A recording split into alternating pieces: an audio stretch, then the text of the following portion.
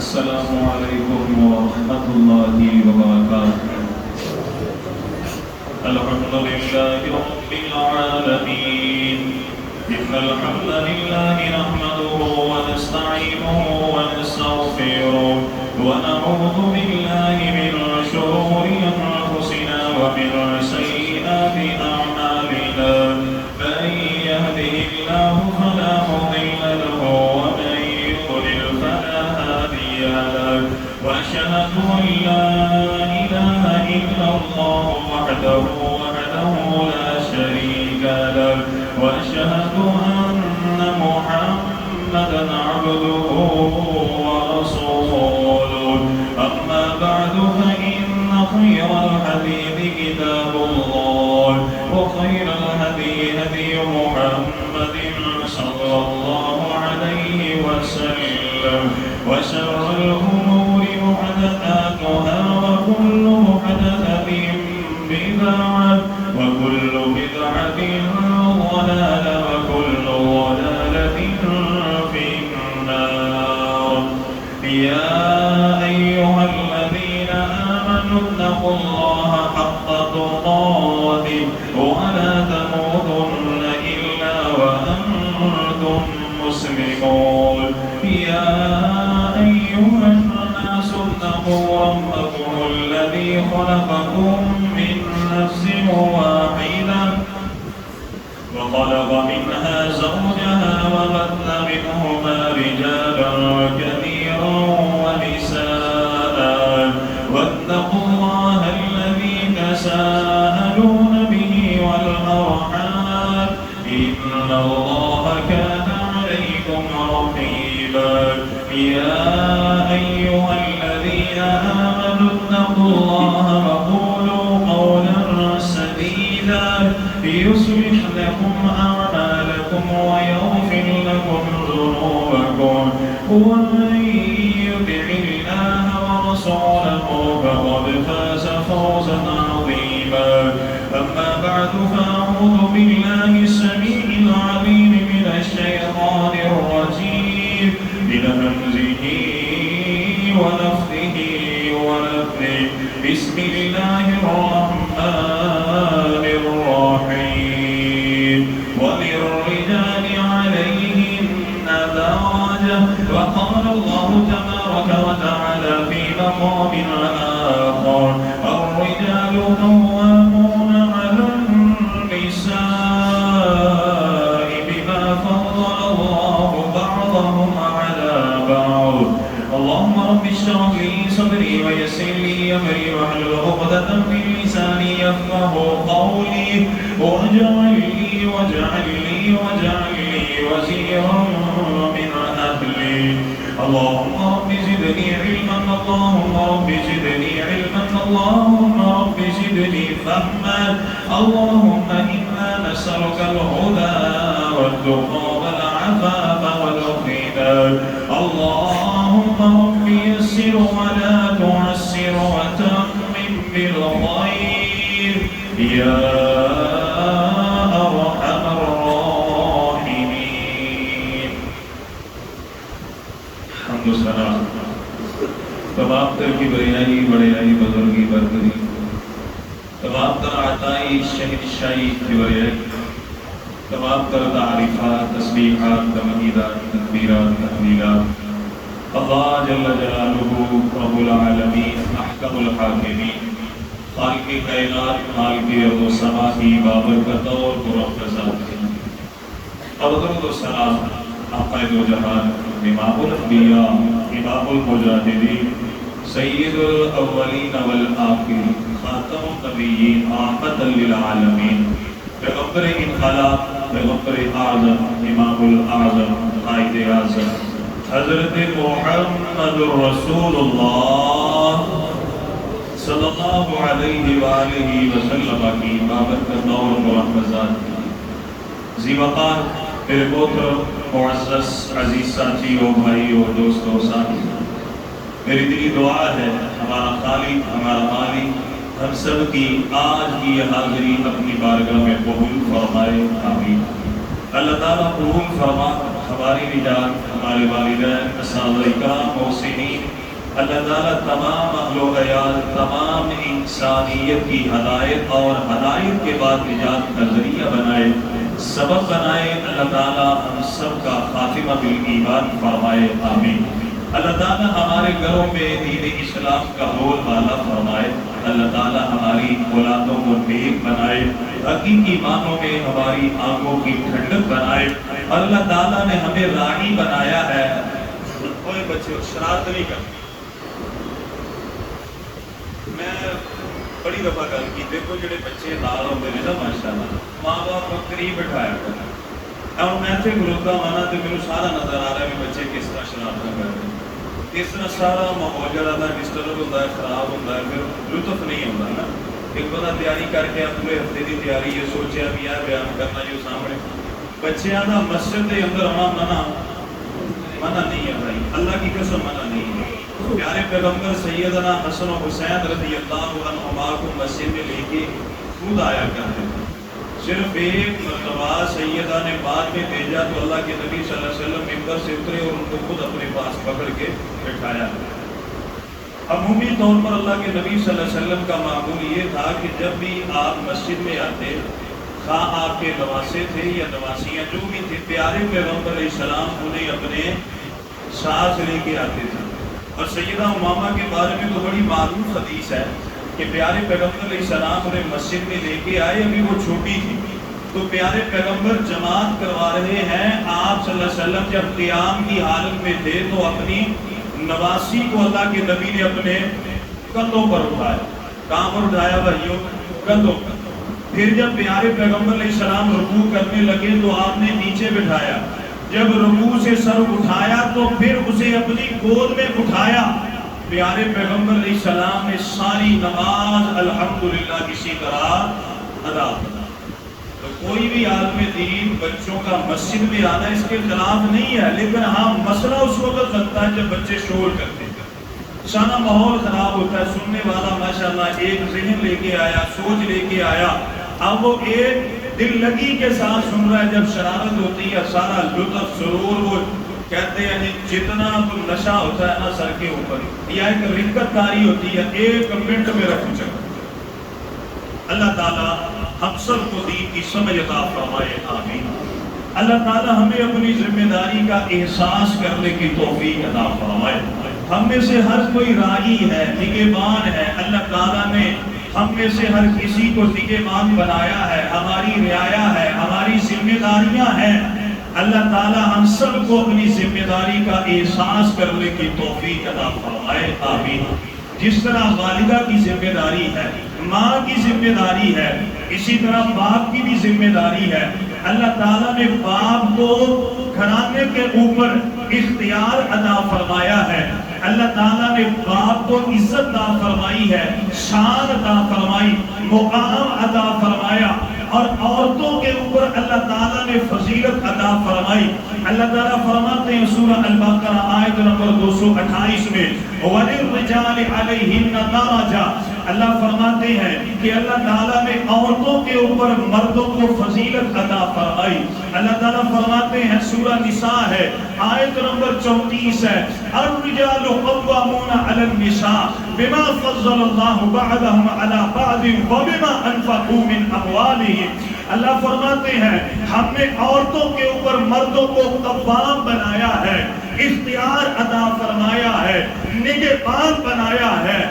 وجہ یہ ہے کہ مرد سارا دن کام کرتا ہے، ملازمت کرتا ہے، تجارت کرتا ہے، کما کر کے بیوی بچوں پر خرچ کرتا ہے۔ اللہ فرماتے ہیں اس لیے ہم نے مردوں کو فضیلت عطا فرمائی ہے۔ اور یاد رکھیے اگر باپ نیک ہے، مرد جو ہے اس کا کردار، اس کا قول ایک ہے، وہ اللہ اور اس کے رسول کی اطاعت اور فرما برداری کرنے والا ہے، یقین مانیے اولاد بھی ایک ہوگی، صوم و صلاۃ کی پابند ہوگی، اولاد بھی اللہ اور اس کے رسول کی فرما برداری کرنے والی ہوگی۔ میں آپ کے سامنے چند ایک مثالیں رکھتا ہوں۔ ان مثالوں میں سے سب سے پہلی مثال سب سے عظیم باپ کی، سب سے عظیم ہستی کی، وہ جو باپ بھی اعلیٰ، وہ جو خامد بھی اعلیٰ، وہ جو داماد بھی اعلیٰ، جس کا نام نامی اسم گرامی جناب محمد رسول اللہ صلی اللہ علیہ وسلم۔ یاد رکھیے میرے نبی زبان کے بھی اعلیٰ، کردار کے بھی اعلیٰ۔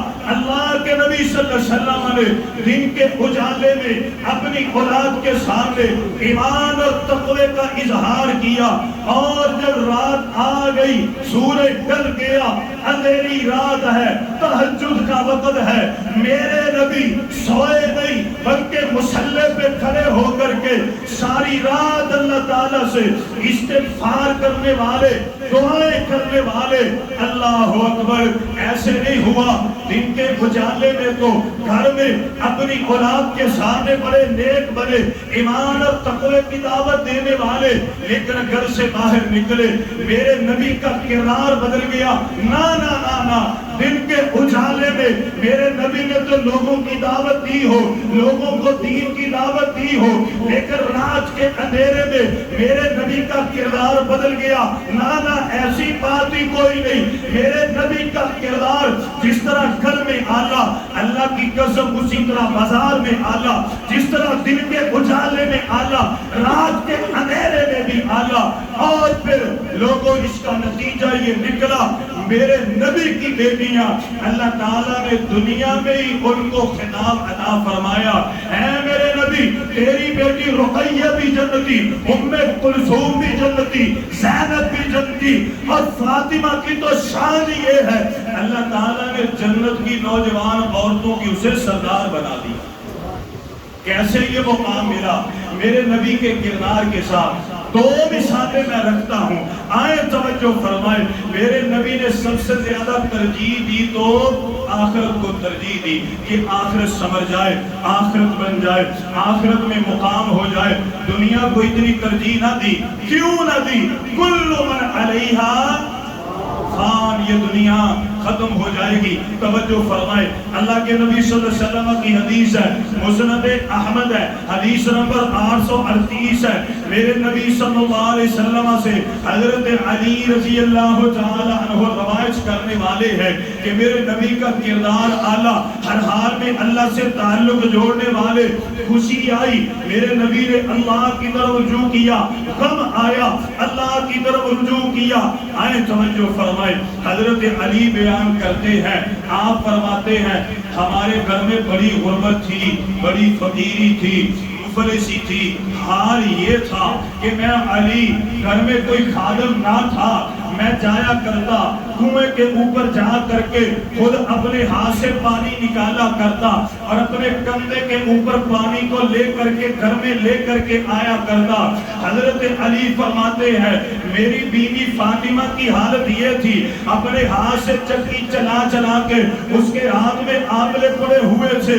حضرت علی فرماتے ہیں ہوا یہ کہ مجھے پتہ یہ چلا چند غلام آئے ہیں میرے نبی کے پاس، میں نے سیدہ فاطمہ سے کہا فاطمہ جاؤ آپ کے ابے کے پاس، کائنات کے امام کے پاس غلام آئے ہیں، انہیں جا کر کے حالت ظاہر بتلاؤ، اللہ کے نبی کوئی غلام دے دیں گے۔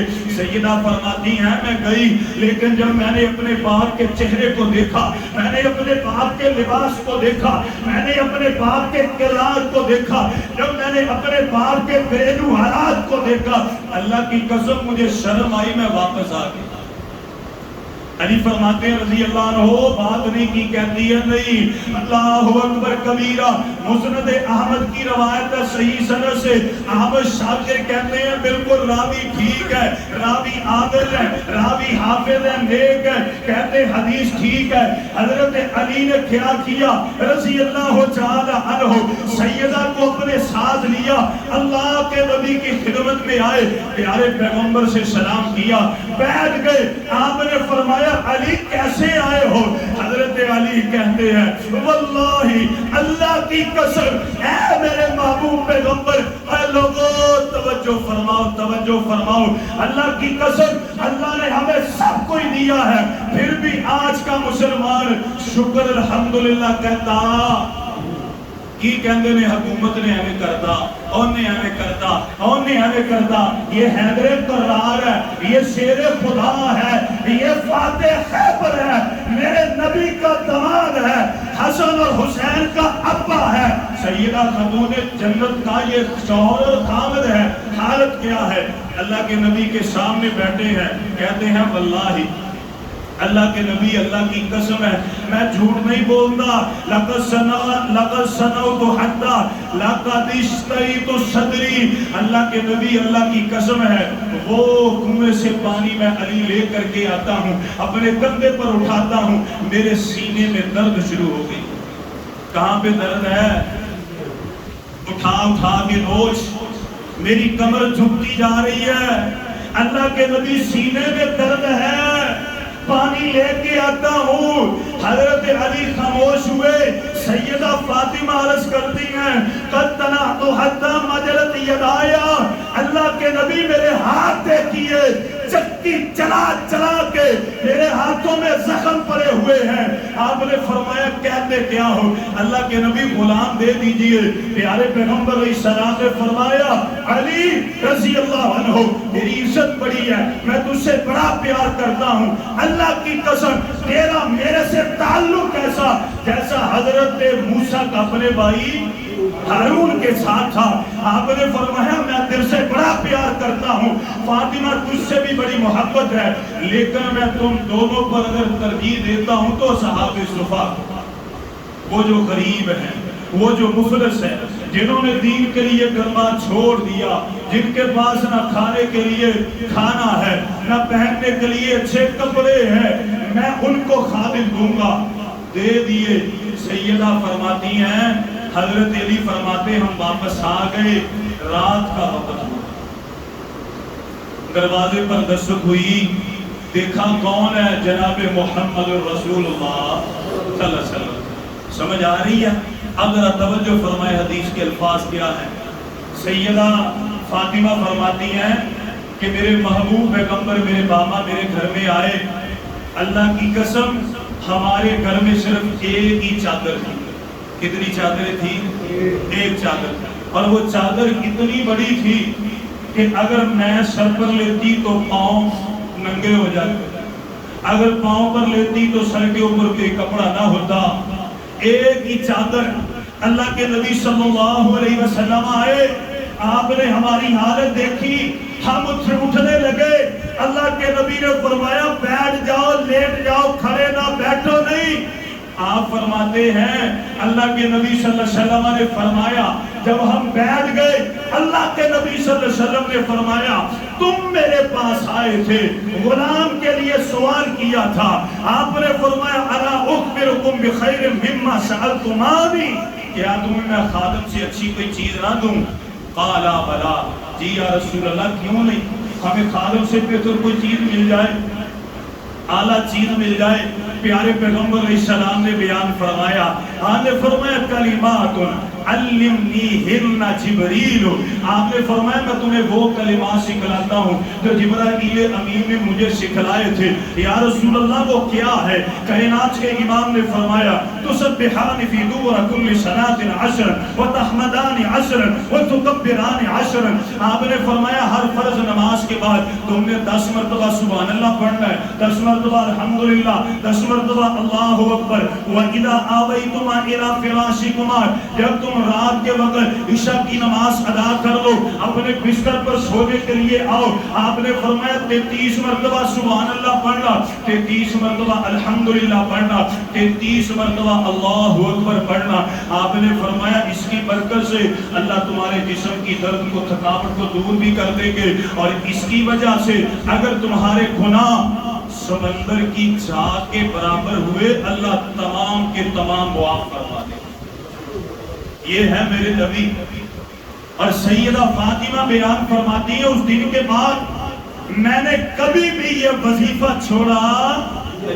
باپ نیک ہوگا تو اولاد میں بھی نیکی آئے گی، باپ نمازی ہوگا، صوم و صلاۃ کا پابند ہوگا، ذکر اذکار کرنے والا ہوگا، پھر اولاد میں بھی یہ چیزیں آئیں گی. آئے دوسری مثال، میرے نبی صلی اللہ علیہ وسلم نے دنیا کی زیب و زینت کی طرف نظر دوڑائی، ترک کر دیا. وہ حدیث یاد ہے نا, پیارے پیغمبر علیہ السلام حجرہ عائشہ میں موجود ہے, آپ نے نفلی نماز ادا فرمائی. نماز کے بعد اللہ کے نبی صلی اللہ علیہ وسلم نے فرمایا, عائشہ کیا بتلاؤں, میں نے نماز آج پڑھی ہے تیرے حجرے میں, لیکن نماز میں میری توجہ, میرا دھیان اللہ کی طرف اسی طرح نہیں گیا جس طرح پہلے جایا کرتا تھا. میرا دھیان سمجھو کہ دائیں بائیں ہو گیا. اماں فرماتی یا رسول اللہ وہ کیسے؟ اللہ کے نبی نے فرمایا یہ جو رنگین پردہ لٹک رہا ہے نماز میں, میرا دھیان اس کی طرف چلا گیا, میری نماز خلط ملط ہو گئی. اماں فرماتی ہے عرض کیجئے کیا کروں؟ آپ نے فرمایا اس کو گھر سے باہر نکال دو. اماں نے ایسے ہی کر دیا. یہ میرے نبی کا کردار تھا, یہ میرے نبی کی سنت تھی. اور آئے توجہ فرمائے, پیارے پیغمبر علیہ السلام کی حدیث بخاری میں حدیث نمبر 26-13 ہے. حضرت عبداللہ بن عمر بیان فرماتے ہیں, میرے نبی جب سفر سے واپس آتے مسجد نبی میں جاتے اور اس کے بعد سب سے پہلے اپنی پیاری بیٹی سیدہ فاطمہ کے گھر میں جایا کرتے, اس کی پیشانی کا بوسہ دیا کرتے, اپنے سینے سے لگایا کرتے, دعا کیجیے اللہ بیٹیوں کو سکون عطا فرمائے, مقدر اللہ اچھے فرمائے. اپنے گھر میں جائیں, شادی ہو جائے پھر بھی جائے, اللہ تعالیٰ ہر گھر میں انہیں امن اور سکون عطا فرمائے. اور جو ہماری بیٹیوں سے اچھائی کرنے والے اللہ تعالیٰ ان کو عزت عطا فرمائے, اللہ تعالیٰ خیر کے ذریعے ان کی مدد فرمائے. اور یہ جو اس وقت تنگی کے حالات ہیں اللہ تعالیٰ ہم سب کی خیر کے ذریعے مدد فرمائے, اللہ تعالیٰ اپنے فضل سے مالا مال فرمائے. توجہ فرمائے میرے بھائیوں, صحیح بخاری میں عبداللہ بن عمر رضی اللہ تعالیٰ عنہما کی یہ روایت ہے, آپ بیان فرماتے ہیں اتى النبی بیت فاطمہ فلم يدخل علیہا, آپ فرماتے ہیں ایک دن ایسے ہوا اللہ کے نبی صلی اللہ علیہ وسلم سیدہ فاطمہ رضی اللہ تعالی عنہا کے گھر میں آئے, لیکن دروازے پر آئے واپس چلے گئے. فلم يدخل علیہا, گھر میں نہیں آئے. کچھ دیر بعد حضرت علی آئے, حضرت علی رضی اللہ تعالی عنہ گھر میں آئے. سیدہ بیان کرتی ہے اے علی کیا بتلاؤں, آج میرے باپ آئے لیکن گھر میں داخل ہوئے نہیں, واپس چلے گئے, پتہ تو کر کے آئیے. حضرت علی آئے, اللہ کے نبی سے آ کے عرض کی, پیارے پیغمبر نے فرمایا انی رأیت علی بابیہا سترا وشیا, آپ نے فرمایا علی کیا بتلاؤں, میں تو آنے والا تھا, تمہارے دروازے کے اوپر ایک بڑا خوبصورت رنگین پردہ تھا, نقش نگاری والا پردہ تھا. اللہ کے نبی صلی اللہ علیہ وسلم نے فرمایا مالی والی دنیا, علی جہاں پر دنیا ہو میں محمد صلی اللہ علیہ وسلم وہاں پر جاتا. مالی والی دنیا, آپ نے فرمایا میرا دنیا سے کیا تعلق ہے, میرا رنگین پردوں سے کیا تعلق ہے. حضرت علی رضی اللہ تعالیٰ عنہ نے سنا, جلدی جلدی واپس آئے, سیدہ کو بتلایا. سیدہ فاطمہ عرض کرتی ہیں لیامرنی فیہ بما شاء, جا کے میرے بابا سے کہہ دیجئے اے میرے بابا, اے کائنات کے امام, آپ جو کہیں گے فاطمہ وہ کرنے کے لیے تیار ہے. فاطمہ اف تک نہیں کرے گی, نہ نہیں کرے گی, عذر پیش نہیں کرے گی رضی اللہ تعالی عنہا. حضرت علی آئے, آپ کے عرض کرتے اللہ کے نبی آپ کی بیٹی نے یہ بات کی ہے. اللہ اکبر. اللہ کے نبی صلی اللہ علیہ وسلم نے فرمایا ترسلینی ترسلی به الى فلان اہل بیت فیہ حاجہ. آپ نے فرمایا علی وہ فلاں مدینے میں ایک گھر ہے, وہ بڑے محتاج ہیں, بڑے غریب ہیں, بڑے مفلس ہیں, ان کو حاجت مندی ہے, یہ پردہ اٹھاؤ, یہ پردہ اتارو اور اتار کر کے ان کو صدقہ کرو. حضرت علی آئے, پردہ اتارا اور جا کے انہیں صدقہ کر دیا. اس تک نہیں کیا بیٹی. اور آج حالت کیا ہے, آج باپ ناراض ہو جائے اولاد سے 2 ماہ تک بلاتے نہیں ہیں, باپ کی فکر نہیں ہے. اور ادھر سیدہ فاطمہ سے ایک لمحے کی جدائی برداشت نہ ہوئی. اللہ تعالیٰ اولادوں کو ماں باپ کا مطیع اور فرما بردار بنائے، آمین۔ بات ہو رہی تھی باپ نیک ہوگا، باپ متقی ہوگا، اللہ اولاد میں بھی ایمان اور تقوی پیدا فرمائیں گے۔ اور آئیں یاد رکھیے، اگر باپ نمازی ہوگا، حافظ قرآن ہوگا، حافظ الحدیث ہوگا، اللہ اولاد میں بھی یہ شوق پیدا فرمائیں گے۔ کیسے؟ میں آپ کے سامنے ایک حدیث رکھنا چاہتا ہوں، توجہ فرمائیے۔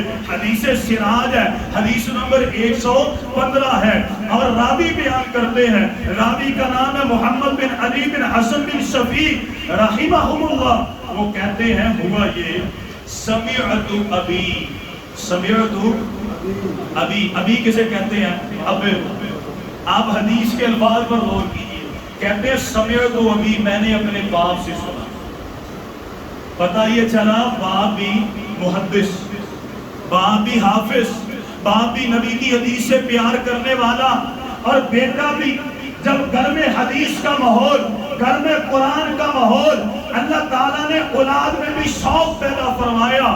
حضرت ابن شفیق کہتے ہیں سمعت ابی، میں نے اپنے باپ سے سنا۔ وہ کہتے کیا ہے؟ ان سلیمان الشیبانی، کہتے ہیں سلمان بن جو الشیبانی ہے نا، میں نے ان کو سنا، ان کے بارے میں سنا۔ وہ کہتے ہیں رأیت سالم بن عبداللہ، وہ کہتے ہیں میں نے سالم بن عبداللہ کو دیکھا۔ حدیث کی سمجھ آ رہی ہے بھائی؟ حضرت ابن شفیق کہتے ہیں میں نے اپنے باپ سے سنا، میرے باپ کہتے ہیں میں نے سلیمان بن الشیبانی ہے ان سے میں نے سنا۔ وہ کہتے ہیں کہ میں نے سالم بن عبداللہ کو دیکھا۔ وہ کہتے ہیں سالم بن عبداللہ، حضرت سالم بن عبداللہ کرتے کیا ہے؟ اذا افتتح الصلاۃ رفع یدیہ، کہ جب وہ نماز کو شروع کرتے ہیں اپنے ہاتھوں کو اس طرح کر کے اٹھاتے ہیں۔ فلما رفع رأسہ رفع یدیہ، وہ کہتے ہیں کہ جب حضرت سالم بن عبداللہ رکوع کرنے لگتے ہیں تو اپنے ہاتھوں کو پھر بھی اٹھاتے ہیں، اور جب رکوع سے سر اٹھاتے ہیں پھر بھی اپنے ہاتھوں کو اٹھاتے ہیں۔ حضرت ابن شفیق کہتے ہیں الشیبانی نے سوال کیا حضرت سالم بن عبداللہ سے، فَسَأَلْتُهُ، میں نے سوال کیا آپ اس طرح کیوں کرتے ہیں؟ حضرت سالم کہتے ہیں رأیت ابی، کیا کہتے ہیں؟ رأیت ابی، میں نے اپنے باپ کو دیکھا یفعل، وہ بھی ایسے کرتے تھے۔ اللہ اکبر کبیر، رأیت ابی، میں نے اپنے باپ کو دیکھا۔ پتہ یہ چلا کہ جب باپ نماز پڑھے گا، نفل و نوافل گھر میں ادا کرے گا، وضو کرے گا، تو اللہ تعالیٰ اس کے ایمان تقوی نمازوں کی وجہ سے اس کی اولاد کی بھی اصلاح کر دے گا۔ اور جب باپ نے نماز پڑھنی نہیں ہے، قرآن پڑھنا نہیں ہے، تو میرے بھائیوں اولاد میں یہ شوق اس طرح پیدا ہوتا۔ سالم بن عبداللہ کیا کہتے ہیں؟ رأیت ابی یفعلہ، میں نے اپنے باپ کو دیکھا وہ ایسے ہی کرتے تھے، اور میں نے اپنے باپ سے سوال کیا ابا جی عبداللہ آپ کیوں اس طرح کرتے ہیں؟ وہ کہتے ہیں رأیت رسول اللہ، میں نے اللہ کے نبی جناب محمد الرسول اللہ صلی اللہ علیہ وسلم کو ایسے کرتے ہوئے دیکھا۔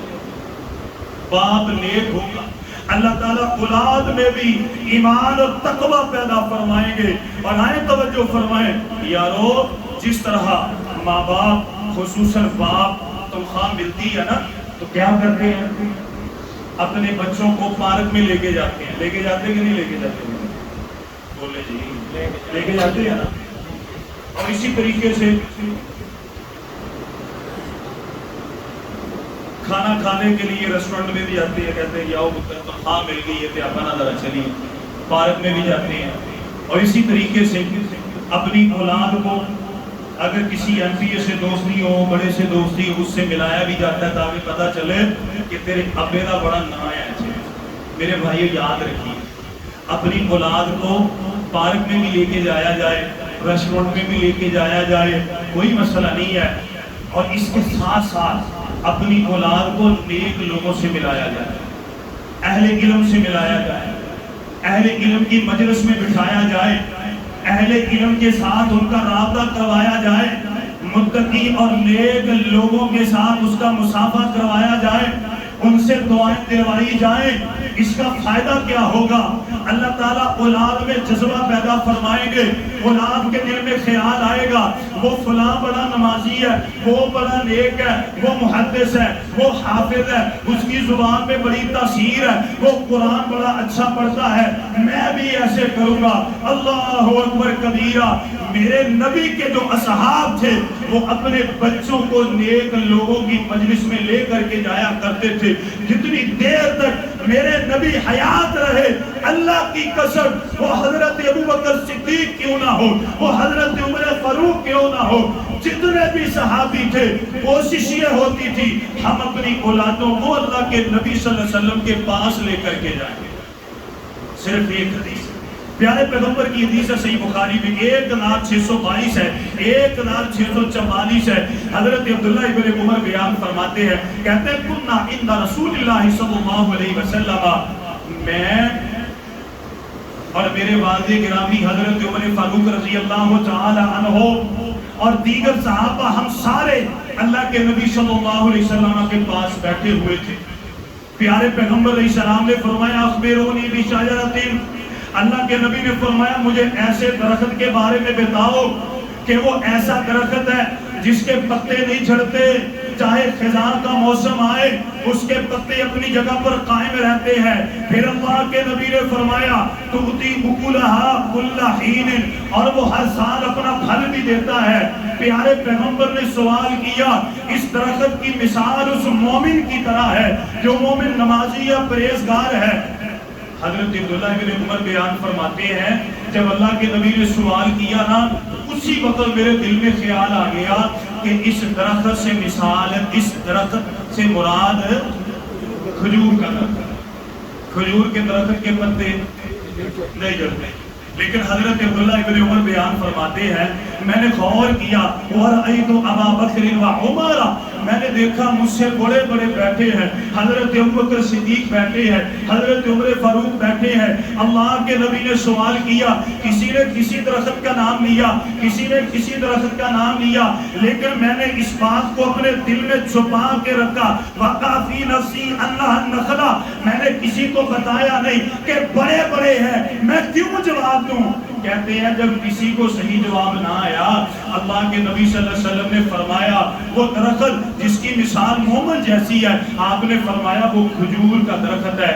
مجلس ختم ہو گئی، لوگ چلے گئے۔ حضرت عبداللہ ابن عمر بیان فرماتے ہیں میں گھر میں اپنے والد حضرت عمر فاروق رضی اللہ تعالیٰ عنہ کے پاس بیٹھا تھا۔ میں نے عرض کی ابا جان اللہ کی قسم جب اللہ کے نبی نے سوال کیا اسی وقت میرے دل میں خیال آ گیا تھا۔ حضرت عمر فاروق کہتے ہیں بیٹا تم نے بتلایا کیوں نہیں؟ عرض کرتے ہیں ابا جان مجھے شرم آ گئی، اتنے بڑے بڑے بیٹھے ہیں ان کی موجودگی میں بولوں، میرے دل نے گوارا نہ کیا۔ حضرت عمر فاروق بیان فرماتے ہیں آپ نے فرمایا لَأَن تَكُونَ قُلْتَهَا، اے میرے بیٹے یقیناً اگر تو اس وقت جواب دے دیتا احب الی من قضا و قضا، اگر مجھے ساری دنیا کا خزانہ بھی مل جاتا میں اتنا خوش نہ ہوتا جتنا تیرے جواب سے خوش ہوتا۔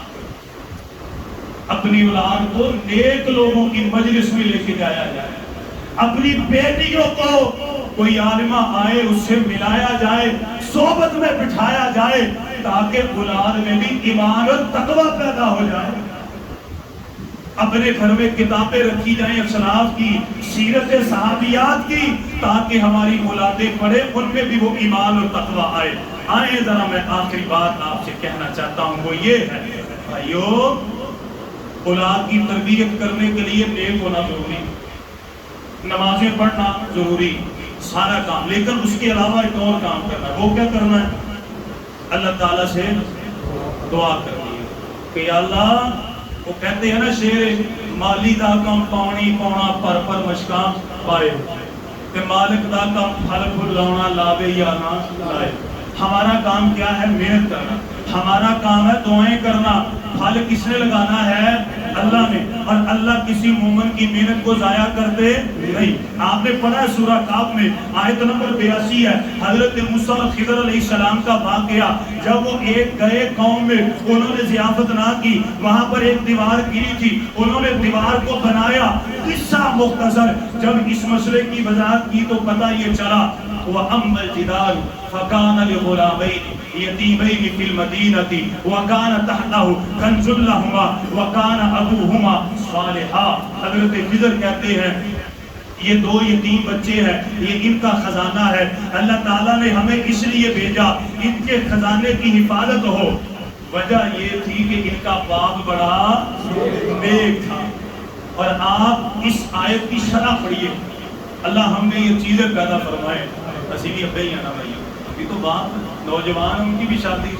حضرت عبداللہ بن مسعود رضی اللہ تعالیٰ کو تہجد کے وقت اٹھتے اور کھڑے ہو کے اس آیت کو پڑھتے اور رو رو کے دعائیں کیا کرتے، اور ساتھ ان کا بیٹا لیٹا ہوتا، اپنے بیٹے کی طرف دیکھ کہتے بیٹا یہ ساری محنت میں تیرے لیے کر رہا ہوں، یہ ساری دعائیں میں تیرے لیے کر رہا ہوں کہ اللہ تجھ میں بھی ایمان اور تقوی پیدا کرے۔ اور یاد رکھیے مرد راعی ہے، اللہ کے نبی صلی اللہ علیہ وسلم نے فرمایا وَالرَّجُلُ رَاعٍ عَلَىٰ أَهْلِ بَيْتِهِ وَمَسْئُولٌ عَنْهُمْ، قیامت کے دن اس سے سوال کیا جائے گا۔ اور دعا کیا کرنی ہے؟ دعا کیا کرنی ہے؟ سورہ الفرقان آخری رکوع کی آخری آیات ہے، رَبَّنَا هَبْ لَنَا مِنْ أَزْوَاجِنَا وَذُرِّيَّاتِنَا قُرَّةَ أَعْيُنٍ وَاجْعَلْنَا لِلْمُتَّقِينَ إِمَامًا۔ اے ہمارے پالنے والے، ہماری بیوی کو، ہماری اولاد کو ہمارے لیے آنکھوں کی ٹھنڈک بنا دے، دل کا سکون بنا دے، اور ہماری اولاد کو مومنین کے لیے پیشوا بنا دے۔ دعا کون سی کرنی ہے؟ رب اجعلنی مقیم الصلاۃ ومن ذریتی ربنا وتقبل دعاء ربنا اغفر لی ولوالدی وللمؤمنین یوم یقوم الحساب۔ آمین وآخر دعوانا الحمد للہ۔